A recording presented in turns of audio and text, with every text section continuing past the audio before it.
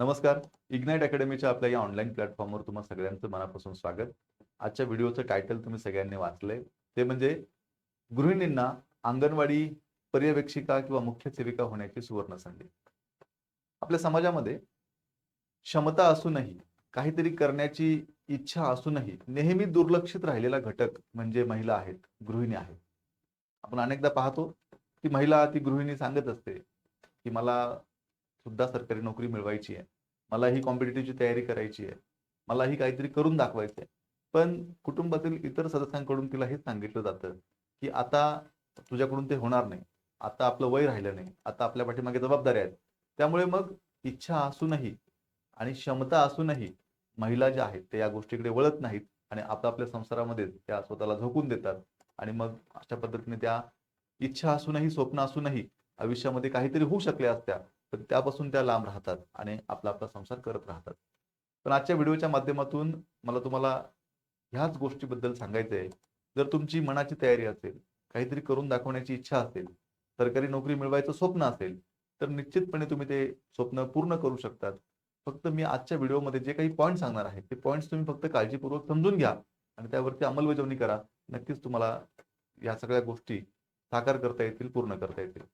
बघा, आता प्रामुख्यानं महिला म्हटलं तर महिलांचे जे प्रातिनिधिक मुख्य प्रश्न आहेत ते मी या बोर्डवरती घेतलेले आहेत.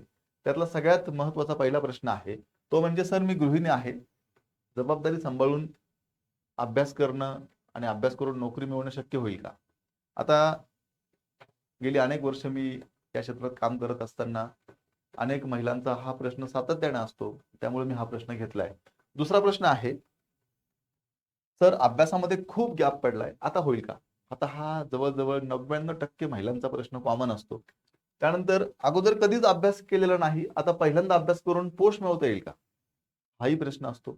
त्याच पद्धतीने घरी राहून अभ्यास शक्य आहे का? हाही कॉमन प्रश्न आहे. आणि शेवटचा आणि सगळ्यात महत्त्वाचा प्रश्न, मला घरातले सपोर्ट करतील का? हा एक महत्त्वाचा प्रश्न आहे. आता या सगळ्या प्रश्नांचे उत्तर मी तुम्हाला एकत्रित स्वरूपामध्ये देतो. मला खूप चांगल्या प्रकारे आठवतं, मागच्या 2 वर्षापूर्वी जेव्हा तलाठीची एक्झाम झाली होती. साधारणतः 2-2.5 वर्ष झाली. तेव्हा एक व्हिडिओ मी घेतला होता महिलांसाठी. त्या व्हिडिओचं टायटल पण असंच होतं, की महिलांना तलाठी होण्याची सुवर्ण संधी. आणि त्यामध्ये मी काही पॉइंट्स सांगितले होते. त्यानंतर तो व्हिडिओ बघून अनेक महिलांनी तलाठी परीक्षेचा फॉर्म भरला होता. अनेक महिलांनी अभ्यासाला सुरुवात केली होती.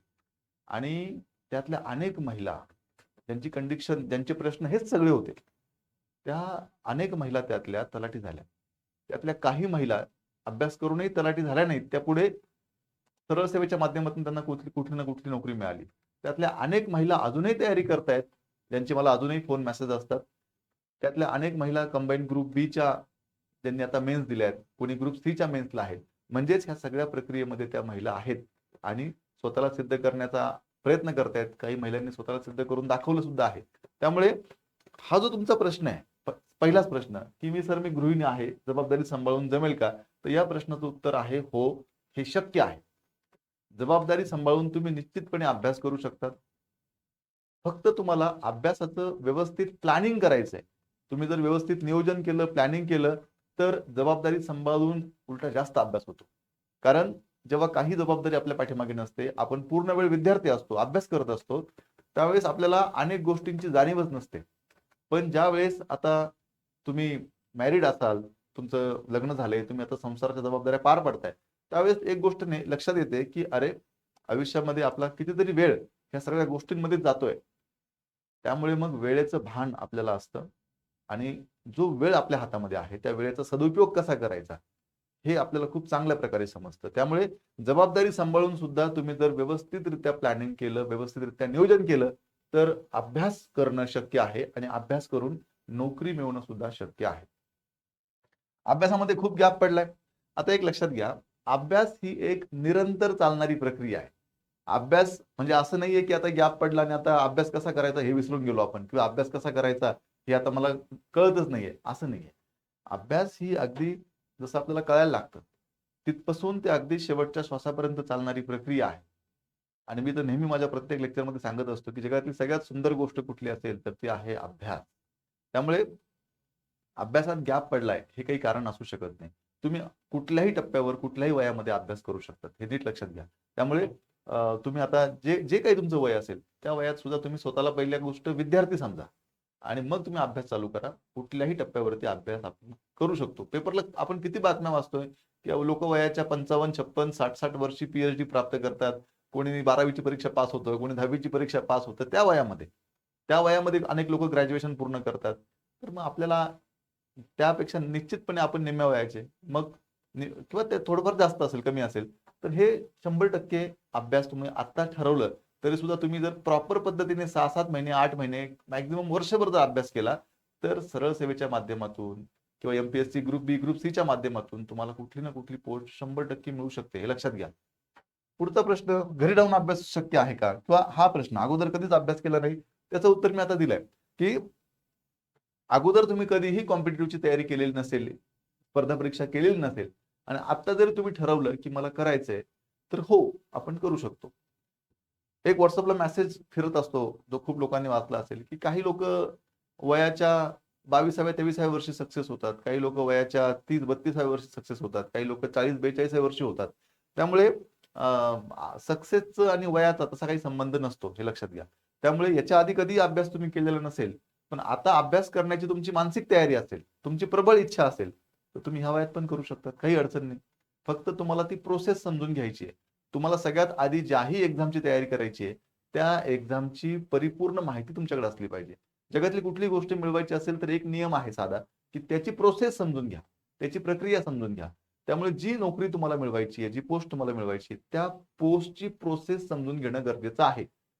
मग जी परीक्षा द्यायची त्या परीक्षेचं स्वरूप कसं आहे, त्या परीक्षेचा सिलेबस काय आहे, त्या परीक्षेसाठी लागणारी पुस्तकं कुठे मिळतात, कोणती प्रॉपर पुस्तकं आहेत आणि पुस्तक घेतल्यानंतर मग मागच्या प्रश्नपत्रिकांचं पुस्तक कसे कसे प्रश्न विचारलेत ह्या सगळ्या गोष्टींचा अनालिसिस करून तुम्ही जर प्रॉपर पद्धतीने अभ्यास केला वर्षभर तर हे सहज शक्य आहे, हे लक्षात घ्या. त्यामुळे गॅप खूप पडलाय किंवा अगोदर मी कधी अभ्यास केला नाहीये तर ह्या प्रश्नाचं उत्तर एकच आहे, ते म्हणजे तुमची प्रबळ इच्छाशक्ती असणं आवश्यक आहे, तर हे होईल. किंवा कोण नाही तर दुसरं कोणीतरी तुम्हाला सांगतंय की तू फॉर्म भर, तू तयारी कर आणि मग तुम्ही करणार असाल तर हे होणे नाही.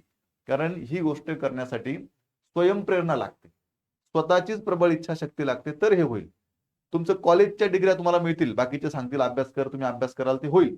पण कॉम्पिटिटिव्ह मध्ये असं होत नाही, स्पर्धा परीक्षेमध्ये असं होत नाही. यासाठी तुम्हाला स्वतःचीच प्रेरणा लागते, स्वतःचीच इच्छा लागते, तर हे होईल, हे लक्षात घ्या. आणि घरी राहून अभ्यास होईल का? तर याचं उत्तर अगदी प्रामाणिकपणे द्यायचं झालं तर मागच्या 5-6 वर्षापूर्वी थोडं अशक्य होतं घरी राहून अभ्यास करणं. पण आता अलीकडे ज्या पद्धतीने सगळ्यांकडेच मोबाईल आहे आणि इंटरनेट मुबलक आहे, भरपूर प्रमाणात आहे. त्यामुळे आता मोबाईलवरती वेगवेगळे ॲप्स आहेत, वेगवेगळे क्लासेसचे ॲप्स आहेत, YouTube आहे, इतर काही सोशल मीडियाच्या साधनं आहेत की ज्या माध्यमातून आपल्याला सगळा कंटेंट घरी बसल्या, सगळं अभ्यासाचं जे काही मटेरियल आहे ते घरी बसल्या उपलब्ध होतं. त्यामुळे आपल्याला कुठेही जायची गरज नाही. न तुम्हाला पुण्याला जायचंय, न तुम्हाला दिल्लीला जायचंय, न नाशिकला जायचंय, न संभाजीनगरला जायचंय. तुम्ही घरी बसल्या सुद्धा अभ्यास करू शकतात. आता सगळ्या सुविधा उपलब्ध आहेत. आता फक्त एकच गोष्ट महत्त्वाची आहे, ती म्हणजे प्रामाणिकपणे आपण अभ्यास केला पाहिजे. तो तुम्ही आता कुठेही करू शकतात. आता शहर आणि ग्रामीण भाग असा काही फरक राहिलेला नाही. इंटरनेटच्या क्रांतीमुळं या मोबाईलच्या युगामध्ये आता असं काहीच राहिलं नाही, की मी ग्रामीण भागात आहे, मग मी कसा अभ्यास करू? माझ्याकडे काही मटेरियल नाही. आता सगळं उपलब्ध आहे, हे लक्षात घ्या. त्यामुळे घरी राहून सुद्धा हे शक्य आहे. आज आमच्या इग्नाइट अकॅडमीच्या बॅचेस अनेक ग्रामीण भागातल्या महिला, मुलं अभ्यास करून नोकरी मिळवतात ना. आपल्या समोर उदाहरणं आहेत ना. त्यामुळे असं काही आता राहिलेलं नाही, हे लक्षात घ्या. आणि 5वा मुद्दा, मला घरातले सपोर्ट करतील का? आता हा प्रश्न अगदी साहजिक आहे. एकत्र कुटुंब पद्धती किंवा कुटुंब संस्था या विषयाचा अभ्यास करणं हा खरं तर माझ्या इंटरेस्टचा पार्ट आहे. त्यामुळे मी तुम्हाला अगदी जबाबदारीने सांगतो की घरातले सपोर्ट करतील का? तर याचं उत्तर आहे मॅक्झिमम वेळेस घरातले सपोर्ट करण्याची शक्यता कमी असते. कारण काय असतं, महिला हा एक घरातला प्रमुख घटक आहे. आणि तिने जर असं म्हटलं की मी आता अभ्यास करते तर बाकीच्यांना टेन्शन येतं की अरे मग बाकी जे आपले रोजचे काम आहेत ते सगळे ती महिलेची जबाबदारी आहे, ते कोण करणार? हा प्रश्न सगळ्यात आधी समोर येतो. त्यामुळे जो तो आपला आपला थोडासा स्वार्थ पाहत असतो, त्यामुळे तो त्या गोष्टीकडे नाही नाही तू नको करू, नाही नाही तुझ्याकडून ते होणार नाही, किंवा नाही नाही आता काही तुझं वय राहिलं का, किंवा आता आता हे काही कोणाचंही काम आहे का, असे काही उत्तर तुम्हाला मिळतात. त्यामुळे तुम्ही डिमॉरलाइज होतात आणि त्यामुळे तुम्ही ह्या भानगडीतच पडत नाही. पण एक लक्षात घ्या, इथून सपोर्ट होण्याची शक्यता कमी आहे. कारण तुमच्या घरामध्ये तुमचे सासू किंवा बाकीच्या कोणी जे काही घटक असतील, त्यांना तुम्ही अभ्यास करताय तर तुम्ही आता अभ्यास करून एखादी परीक्षा देणार आहे आणि त्यातनं तुम्ही नोकरी मिळवणार आहे, ही भावना त्यांना पटेलच, ही गोष्ट त्यांना आवडेलच असं नाहीये. त्यामुळे तुम्ही फार फार तर तुमच्या घरामध्ये जे तुमची जवळची व्यक्ती आहे, आता मॅरिड असाल तर तुमचा हजबंड असेल, अगदी साध्या भाषेत सांगायचं तुमचा नवरा असेल, तुम्ही तुमच्या नवऱ्याला सांगू शकतात की बाबा मी आता माझी इच्छा आहे अभ्यास करण्याची, मी माझ्या घरातल्या सगळ्या जबाबदाऱ्या सांभाळून मी या परीक्षेची तयारी करते, मला तुम्ही सपोर्ट करा याच्यामध्ये. तुम्ही अगदी एक दोन लोकांना सांगू शकतात. अगदी फार लोकांना सांगितलं तर शक्यता हीच आहे की बाकीचे लोक तुमच्या अभ्यासामध्ये डिस्टर्ब कसा निर्माण होईल हा प्रयत्न करू शकतात. त्यामुळे शक्यतो फार लोकांना सांगू नका. तुमच्या जवळच्या एखाद्या व्यक्तीला सांगा आणि तयारीला सुरुवात करा. फक्त ही तयारी करत असताना वेळेचं प्रॉपर नियोजन असलं पाहिजे. तुम्ही आतापर्यंत जसं लाईफ जगत आलाय तसं न जगता थोडंसं त्याच्यामध्ये काहीतरी बदल झाला पाहिजे. सकाळी लवकर उठणं असेल, सकाळी सगळी कामं आटपून जो काही वेळ तुम्हाला जास्तीत जास्त काढता येईल, किंवा ज्याला आपण म्हणूया तुम्हाला जो जास्तीत जास्त वेळ जेवढा चोरता येईल तेवढा तो वेळ काढा, तेवढा तो वेळ चोरा आणि त्या वेळेचा सदुपयोग करा. तर हे शक्य आहे, हे लक्षात घ्या. नाहीतर मग आपण तर म्हणतच असतो ना की मी फार बिझी आहे, मला वेळच नाहीये, असं म्हटलं तर वेळच मिळत नाही. पण वेळ काढायचा म्हटला तर वेळ निघतो. तुम्ही एक विचार करा ना, रोज आपला मोबाईल बघण्यामध्ये, मोबाईलचे रील्स बघण्यामध्ये, अ, ज्याची गरज नाही अशा गप्पा मारण्यामध्ये, टीव्ही बघण्यामध्ये, सिरियल बघण्यामध्ये किती वेळ जात असतो आपला? बस तोच सगळा वेळ जो आहे त्यातला काही वेळ काढून इकडे अभ्यासात जरी वापरला तरी हे शक्य आहे, लक्षात घ्या. त्यामुळे हे होईल. त्यामुळे तुम्ही करणं गरजेचं आहे. मग आता हे सगळे मुद्दे मी अगोदर डिस्कस केले, जे जनरल मुद्दे मुद्दे होते महिलांच्या अनुषंगाने. आता ज्या एक्झाम विषयी मला तुम्हाला सांगायचंय, ती एक्झाम आहे अंगणवाडी मुख्य सेविका पर्यवेक्षिका. याच एक्झाम बद्दल मी तुम्हाला आता का सांगतोय, तर त्याचं उत्तर असं आहे, त्याचं कारण असं आहे, की ही जी परीक्षा आहे अंगणवाडी मुख्य सेविका किंवा जिला अंगणवाडी पर्यवेक्षिका म्हणतात, ही परीक्षा देण्यासाठी जी पात्रता आहे, ती पहिली पात्रता म्हणजे महिलांनाच ही परीक्षा देता येते. हे लक्षात घ्या. महिलांसाठीच आहे, लक्षात घ्या ही परीक्षा. महिला म्हणजे मुली मुली पण देऊ शकतात ना, असं नाही की फक्त लग्न झालेल्या मुली देऊ शकतात असं नाही. फिमेल कॅटेगरीमध्ये ही परीक्षा कुणालाही देता येते, हे लक्षात घ्या. आता ही जी परीक्षा आहे, ही परीक्षा दोन प्रकारे होते. एक तर महिला व बाल विकासचा जो विभाग आहे, त्याच्या अंतर्गत जे ICDS आहे, ज्याला आपण एकात्मिक बाल विकास सेवा योजना म्हणतो, त्या अंतर्गत हे पद भरलं जातं अंगणवाडी मुख्य सेविकेचं. आणि सरळ सेवेच्या माध्यमातून जिल्हा परिषद जे आहे, झेडपी आपण ज्याला म्हणतो, या झेडपीच्या माध्यमातून सुद्धा हे पद भरलं जातं, हे लक्षात घ्या. फक्त थोडासा त्यांच्या सिलेबसमध्ये फरक आहे. ठीक आहे, बऱ्यापैकी सिलेबस सेम आहे, थोडा फरक आहे. मग आता हे जे ICDSच्या मार्फत पद भरलं जातं, ज्याच्या अंतर्गत जवळपास आता 3,500 ते 4,000 जागा रिक्त आहेत आणि तेवढ्या पदांसाठी जाहिरात येण्याची दाट शक्यता आहे. पुढच्या एक साधारणतः 2 महिन्यामध्ये ही जाहिरात येऊ शकते, हे लक्षात घ्या. मग आता याच अनुषंगाने आज आपण चर्चा करणार आहोत. मग ही परीक्षा महिलांसाठी का सुवर्ण संधी आहे? कारण इथे तुम्हाला बाकी कॉम्पिटिशन म्हणजे मुलांचं कॉम्पिटिशन नाहीये, इथे फक्त महिलाच पात्र आहे. मग कुठली महिला पात्र आहे? एज्युकेशन नेमकं काय लागतं? हा तुमचा सगळ्यात महत्त्वाचा पुढचा प्रश्न असेल.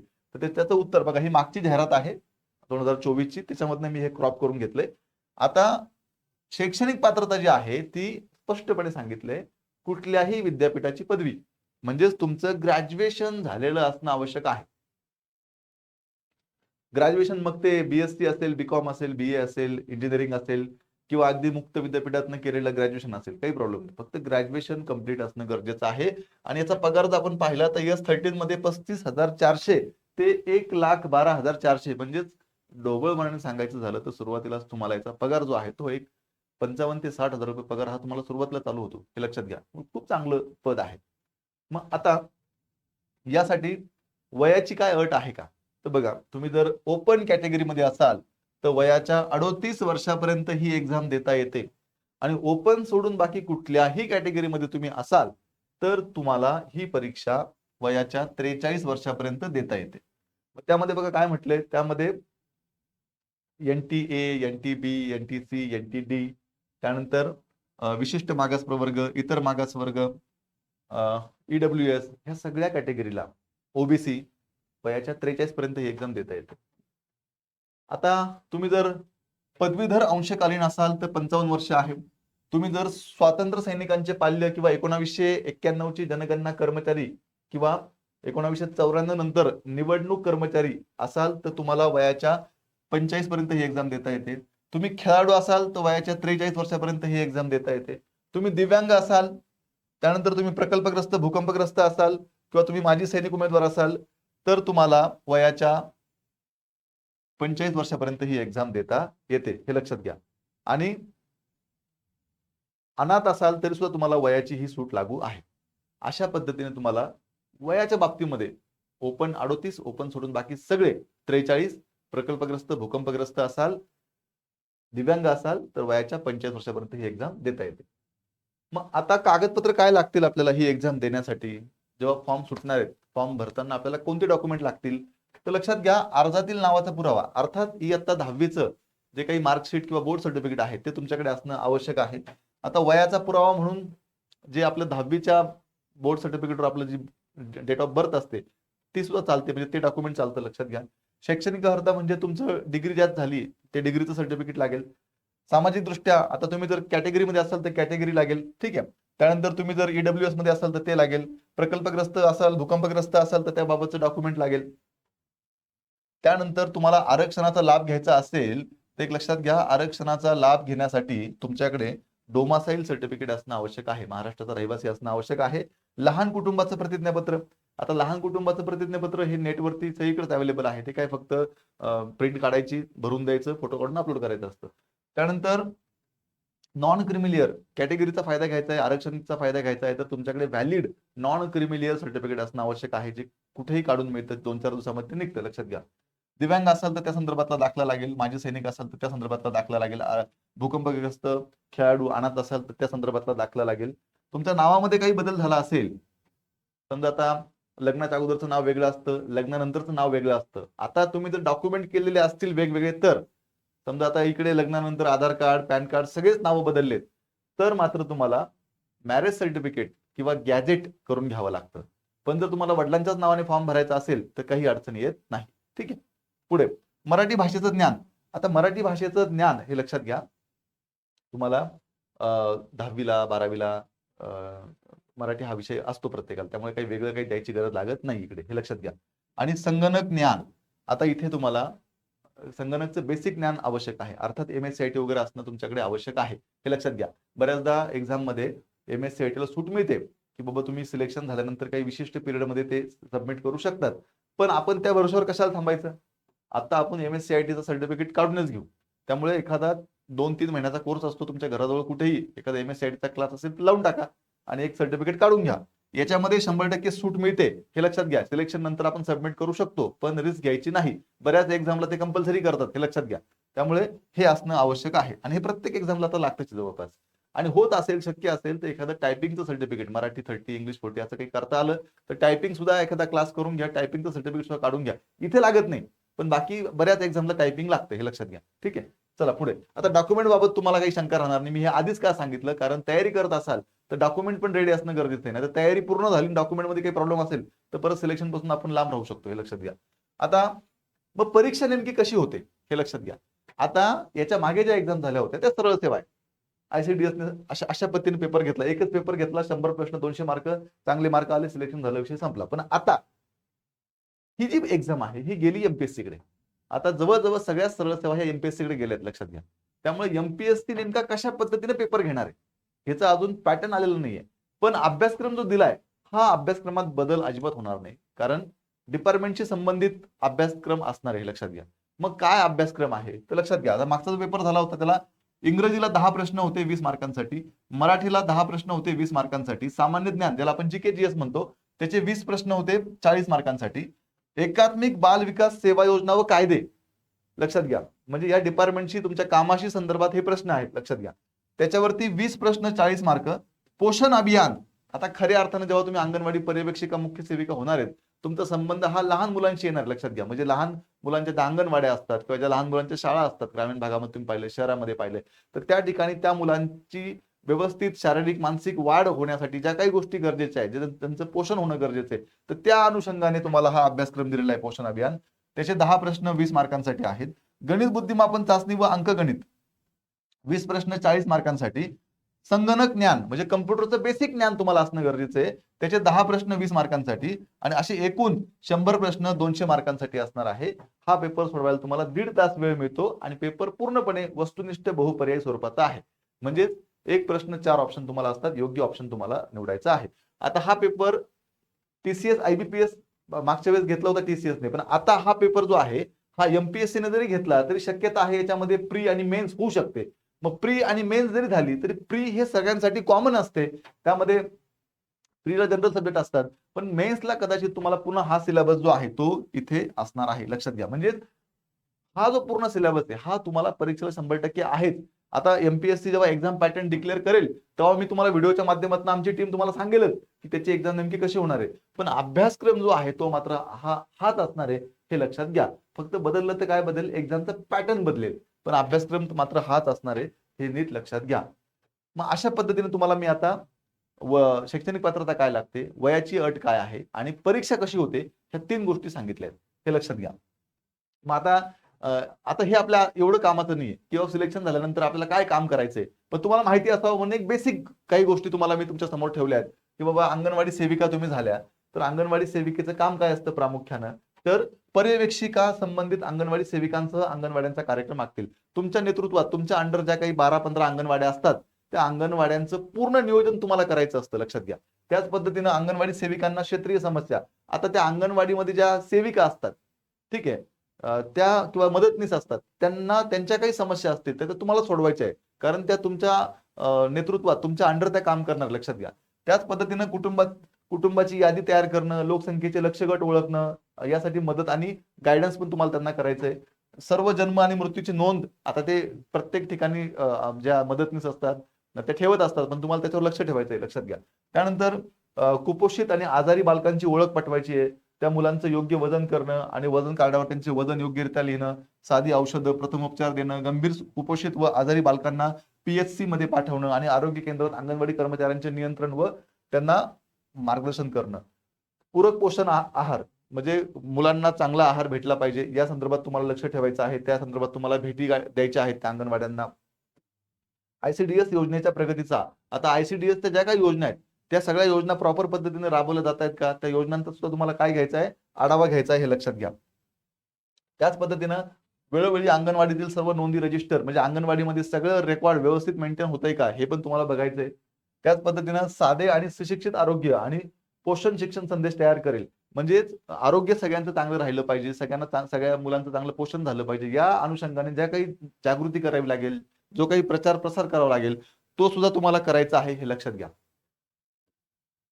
त्याच पद्धतीनं अंगणवाडी सेविकांना कार्यात्मक साक्षरता वर्ग आयोजित करण्यात मदत करेल आणि मार्गदर्शन करेल. आता अंगणवाडीच्या ज्या सेविका आहेत त्या आणखी साक्षर झाल्या पाहिजे, त्यांना आणखी काही गोष्टींचं चांगलं नॉलेज आलं पाहिजे, यासाठी तुम्हाला मार्गदर्शन सत्र सुद्धा आयोजित करायचं आहे, हे लक्षात घ्या.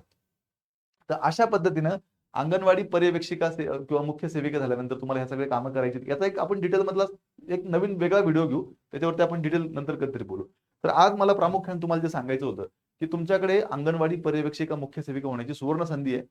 आता पुढच्या 2 महिन्यामध्ये ऍड येईल, त्यानंतर 2-3 महिन्यांनी परीक्षा होईल, म्हणजे अजून ढोबळमानाने आपल्याकडे 5 ते 6 महिने आहेत, हे लक्षात घ्या. त्यामुळे आत्तापासून तयारी केली तर निश्चितपणे या परीक्षेत आपण सक्सेस होऊ शकतो, पास होऊ शकतो. त्याचबरोबर या सगळ्या अभ्यासाचा फायदा तुम्हाला पुन्हा तलाठी एक्झामला होणार आहे किंवा इतर सगळ्या ज्या बाकीच्या सरळ सेवा आहेत त्या सरळ सेवेला पुन्हा या अभ्यासाचा फायदा तुम्हाला निश्चितपणे होईल. तेव्हा अभ्यासाला सुरुवात करा. मी ज्या गोष्टी सुरुवातीला सांगितल्या त्याच्यावर विचार करा, त्या पद्धतीने फॉलो करा. निश्चितपणे हे यश तुम्हाला मिळेल. या सगळ्या प्रक्रियेमध्ये तुमचा अभ्यास व्यवस्थित व्हावा, नियोजनबद्ध अभ्यास व्हावा, कमी दिवसामध्ये चांगला अभ्यास व्हावा, यासाठी अंगणवाडी पर्यवेक्षिका मुख्य सेविकेची आपली ही लाडकी बहीण नावाची बॅच आहे. ही रेकॉर्डेड बॅच आहे. या बॅच मध्ये जो सिलेबस मी तुम्हाला आता सांगितला तो सगळा सिलेबस या बॅच मध्ये कव्हर केलेला आहे. ही आपली दुसरी एक बॅच आहे अंगणवाडी मुख्य सेविकेची पोषण आहार, संगणक ज्ञान आणि एकात्मिक बाल विकास योजना कायदे, जो काही कायद्यांचा भाग आहे, जो कम्प्युटरचा भाग आहे आणि पोषण आहारचा भाग आहे, हा एवढा भाग जो आहे तो 1299 रुपयामध्ये आहे, हे लक्षात घ्या. ही आपली रेकॉर्डेड बॅच आहे. आणि ज्या महिलांना असं वाटतंय की आम्हाला फक्त पीवायक्यू बॅच हवी सर, मागच्या प्रश्नपत्रिका त्याचं विश्लेषण, त्याचं डिटेल विश्लेषण, तर ही आपली दुर्गा पीवायक्यू बॅच आहे. ही फक्त 1 रुपयाची बॅच आहे, लक्षात घ्या. तुम्हाला इग्नाइट अकॅडमीचे ऍप डाउनलोड करायचं आहे आणि ही बॅच जॉईन करायची फक्त ₹1 या बॅच मध्ये मागील प्रश्नपत्रिका ज्या आहेत त्या डिटेलमध्ये एक्सप्लेन केलेल्या आहेत. पोषण आहार, संगणक ज्ञान, एकात्मिक बाल विकास योजना, कायदे यांसह इतर सर्व विषयांचं PYQ यामध्ये समाविष्ट आहेत. साधी आणि सोपी शिकवण्याची पद्धत आहे. तुम्ही कितीही वेळा हे लेक्चर पुन्हा पुन्हा पाहू शकतात. ठीक आहे. अशा पद्धतीने हे बॅचचं वैशिष्ट्य आहे. अधिक माहितीसाठी तुम्हाला 88 88 99 61 16 या नंबरवरती कॉल करायचा आहे. आजचा लेक्चर तुम्हाला निश्चितपणे जर आवडला असेल तर व्हिडिओला लाईक करा आणि अशाच पद्धतीने आता अंगणवाडी पर्यवेक्षिका असेल, तलाठी असेल किंवा महिलांच्या अनुषंगानं कुठल्या कुठल्या चांगल्या संधी आहेत या अनुषंगानं पुढचे व्हिडिओ पाहण्यासाठी आपला हा इग्नाइट अकॅडमीचा जो YouTube चॅनल आहे तो सबस्क्राईब करा. भेटूया पुढच्या एका नवीन व्हिडिओमध्ये. तोपर्यंत थांबूया. सगळ्यांना अगदी मनापासून शुभेच्छा. धन्यवाद.